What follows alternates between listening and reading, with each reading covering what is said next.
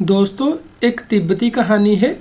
लंबी यात्रा से लौटने पर एक आदमी ने अपने मित्र से कहा, मुझे एक ताबीज़ मिला है, उसे हाथ में लेकर मांगोगे तो 3 इच्छाएं पूरी हो जाएंगी। लेकिन जिसने जो मांगा मांग कर पछताया। सोच रहा हूँ कि ताबीज़ को कहाँ फेंकूं। मित्र ने कहा, मुझे दे दो। उसने बहुत समझाया कि इस ताबीज़ से किसी का भला नहीं हुआ है, लेकिन मित्र नहीं माना। आखिर वह ताबीज़ मित्र को देकर वह चला गया। उसके जाने के बाद मित्र और उसकी पत्नी ने फैसला किया कि 1 लाख रुपए मांगे जाएं।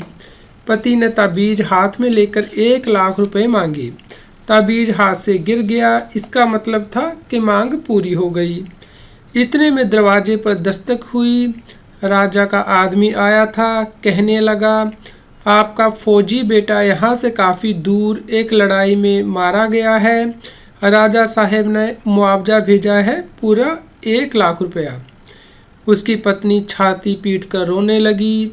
कुछ देर बाद बोली, इससे पहले कि लोग हमारे बेटे को दफना दें, जल्दी से मांगो कि बेटा जिंदा हो जाए। पति ने डरते डरते ताबीज़ से कहा, हमारा बेटा लौट आए। इतना कहना था कि ताबीज़ हाथ से गिर गया, यानी इच्छा पूरी हो गई।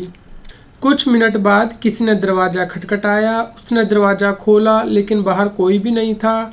हाँ, घर में किसी के चलने फिरने की आवाज़ें आने लगी। पति पत्नी बहुत डर गए।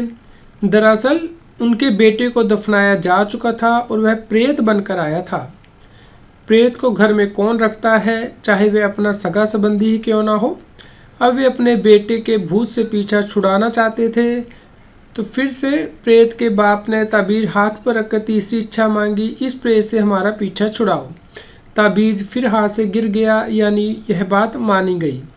वह उसी समय मित्र के घर जाकर ताबीज़ वापस कर आया। मनुष्य का यह स्वभाव है कि जो आपके पास नहीं है उसे वही चाहिए। जब वह मिल जाता है तो पछताने लगता है कि मैंने यह चीज़ मांग ही क्यों ली। जिनके पास कुछ नहीं है वे भी, और जिनके पास सब कुछ है वे भी दुखी हैं। कुंवारे की शादी नहीं हो रही है इसलिए परेशान है। शादीशुदा भी सुखी नहीं है। जिसके बच्चे नहीं उसका मन भारी रहता है। जिसके हैं उनमें से कई लोगों का कहना है, इससे तो ना ही होते तो अच्छा था। दोस्तों, ईश्वर मनुष्य की सारी इच्छाएं पूरी नहीं करता, इसके लिए हमें उसे धन्यवाद देना चाहिए। यदि आपको ये कहानी पसंद आई हो तो कृपया लाइक करें और इसी प्रकार की प्रेरणादायी कहानियाँ सुनने के लिए इस चैनल को सब्सक्राइब करें।